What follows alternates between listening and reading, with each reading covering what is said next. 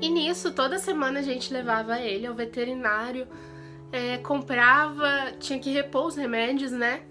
E eram vários remédios que ele tomava, suplementos, então era bem trabalhoso. E vendo o sofrimento dele, muitas vezes a gente sofria também, principalmente a minha mãe, que era quem estava acompanhando mais de perto. Nesse período abriu uma ferida na pele dele por conta da imunidade baixa. Quando o cachorro tá com sinomose, ele fica vulnerável a várias doenças, porque a imunidade dele fica muito baixa. Então acabou abrindo uma feridinha na pele dele por conta de fungos, e o que piorava um pouco a situação, porque ele ficava se cutucando e sangrava bastante. E quando a gente achou que ele estava apresentando uma melhora, ele começou a vocalizar.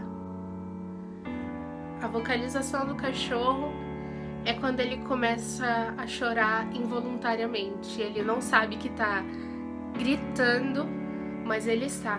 E muitas vezes eles fazem isso dormindo. E é muito agoniante ver isso. Então ele começou com as vocalizações, começou a ter movimentos involuntários. Eu vou colocar um vídeo aqui.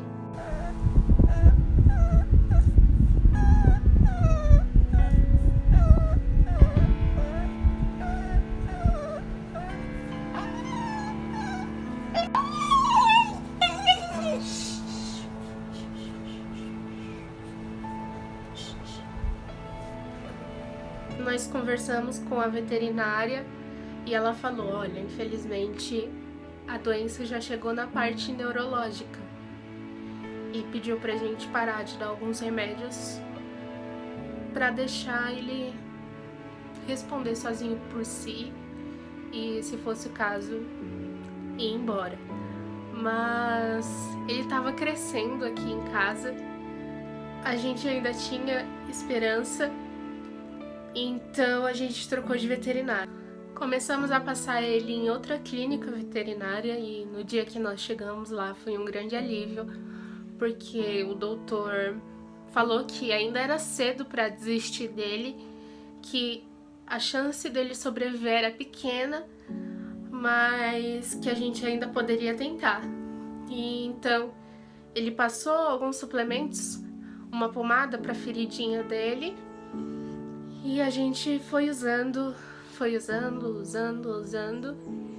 e nisso se passaram, sei lá, mais um mês e meio, e ele ficava cada vez maior, cada vez mais bagunceiro, mas se tornava cada vez mais cansativo pra gente também. As noites eram complicadas, a gente tinha que ficar acordada do lado dele, porque como a gente mora em condomínio de prédios, ele não pode ficar chorando de noite por conta dos vizinhos e nós poderíamos ser multadas. Então tínhamos que ficar do lado dele, ele começava a gritar e a gente tinha que acalmar. Ele também não conseguia dormir direito por conta dos movimentos involuntários que incomodavam bastante ele. E isso tudo começou a desgastar bastante a gente, ver que os tiques dele só pioravam, a vocalização também. Ele não estava mais querendo comer direito, ele ficava cada vez maior e mais magro. Então a gente percebeu que o tratamento não estava levando ele a nada. Mas a gente também não tinha coragem de largar de mão, porque foi um cachorrinho que chegou muito pequeno pra gente, já doente, a gente começou a tratar e ele foi crescendo aqui em casa. Mesmo apresentando pioras, ele ainda estava vivo. Mas era muito desgastante ficar de noite escutando ele gritar e não conseguir dormir. A minha sorte foi que eu tava de férias, então a gente tava conseguindo se ajudar aqui em casa, mas as minhas aulas já iam começar e a gente tava perdido sem saber o que fazer.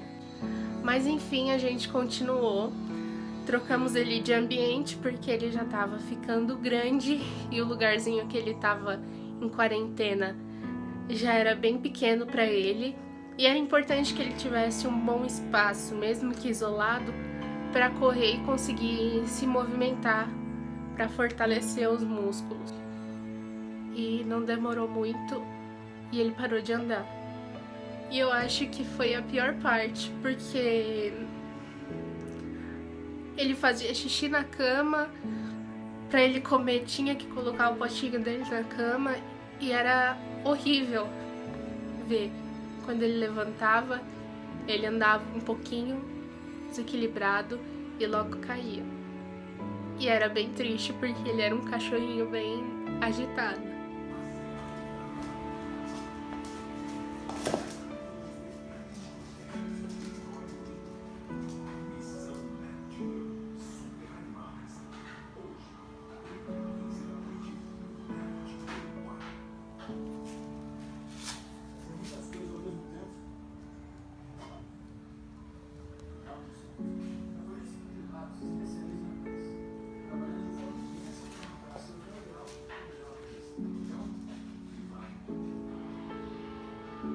O estado dele só piorava, a ferida na pele dele só aumentava também, ele não conseguia mais dormir, a comida tinha que ser empurrada, porque ele não tinha apetite, ele gritava de noite, de dia, e correr, andar para ele já tinha se tornado bem difícil.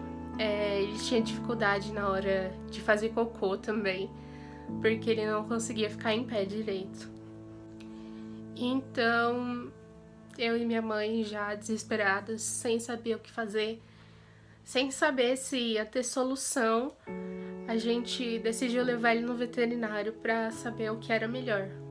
E nesse dia da ida ao veterinário, foi um dia que ele já nem estava respondendo mais. A gente pegava ele no colo, chamava ele nem abria os olhos. E eu me lembro que eu já cheguei no veterinário chorando porque eu sabia qual seria a solução, a provável solução. Estado da Sirica, 4.405.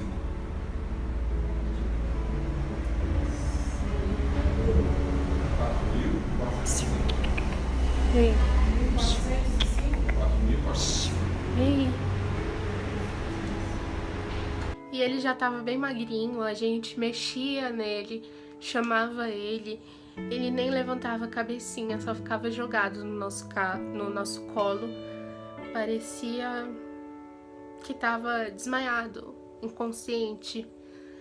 E quando o doutor examinou ele disse que o melhor para ele seria a eutanásia. Ele já tá dando uns negócios estranhos.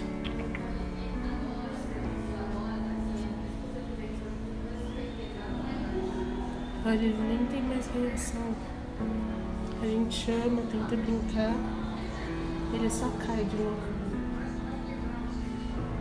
Nem apoia direito, ele fica todo pendurado.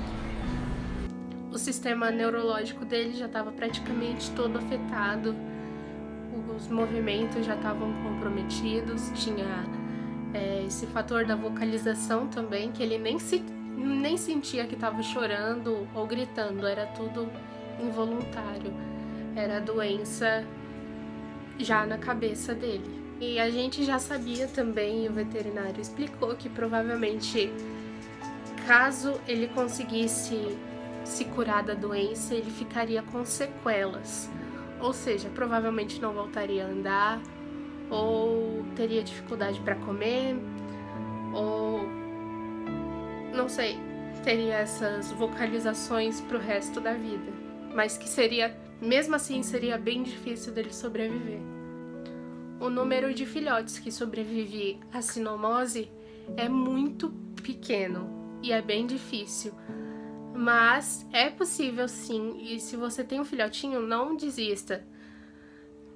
Aceite a eutanásia se você vê que ele tá sofrendo e que a vida dele não valeria a pena, caso ele sobrevivesse e ficasse com múltiplas sequelas. E bom, naquela última ida ao veterinário, a gente tirou uma última foto dele, que eu vou deixar aqui. E ele já estava bem abatido, como eu disse, não abria os olhos, estava bem magro e não respondia a mais nada.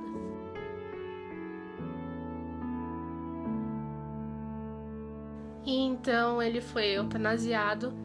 Eu fiquei na sala junto com ele até o momento em que o coração parou de bater.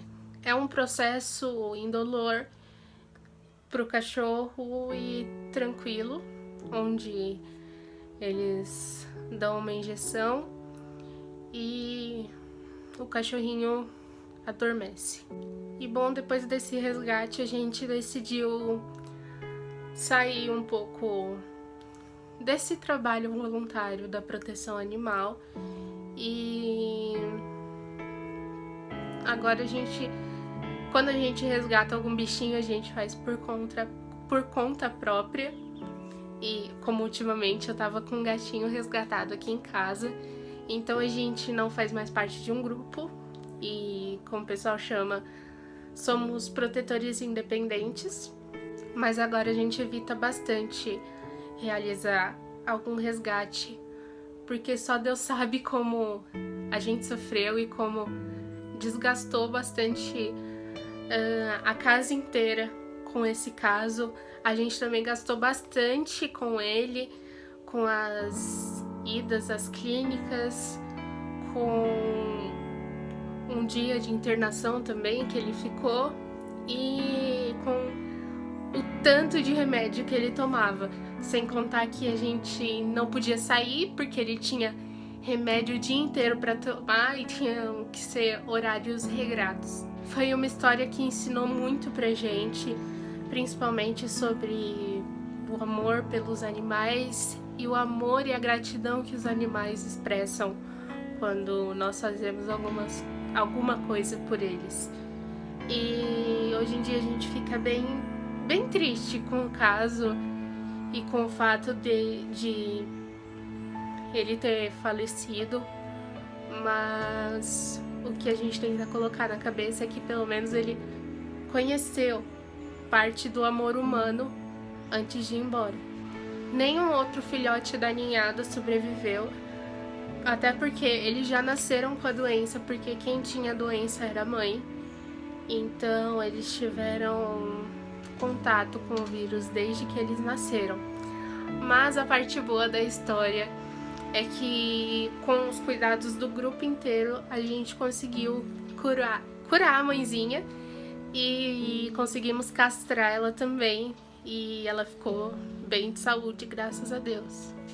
A outra parte boa da história é que aqueles outros filhotes que também estavam aqui em casa, que eu tinha mencionado, eles foram curados e eles estavam com sinomose, mas nós conseguimos curar eles e foi uma coisa bastante surpresa pra gente, porque a gente usou o mesmo tratamento que tínhamos usado com o branquinho, mas diferentemente deles, eles resistiram e ficaram bem muito rápido, mas também já eram filhotes mais velhos, que eram o dobro do branquinho já de tamanho. Então acho que o tamanho e a força do organismo também ajudou bastante. E graças a Deus, hoje eles estão vivos e adotados. E bom, no título do vídeo eu me refiro a meu cachorrinho porque a gente hoje em dia comenta que se ele tivesse sobrevivido, a gente adotaria ele, porque foi um cachorrinho que a gente teve muito apego, carinho e amor. Então é isso, pessoal. Apesar da história não ser muito feliz, eu acho que é uma lição bonita. E eu falo, não desistam de seus cachorrinhos se eles estiverem doentes. E também digo que eutanásia, muita gente acha que é uma coisa horrível, mas é mais uma questão de pensar como seriam as condições de vida do animal se ele sobrevivesse, ou se continuando o tratamento, como seria o sofrimento daquele animal. Mas, por favor, não façam isso se o animalzinho de vocês ainda estiver bem. Então é isso, pessoal. Espero que vocês tenham gostado do vídeo. Vou deixar minhas redes sociais aqui embaixo. Beijão!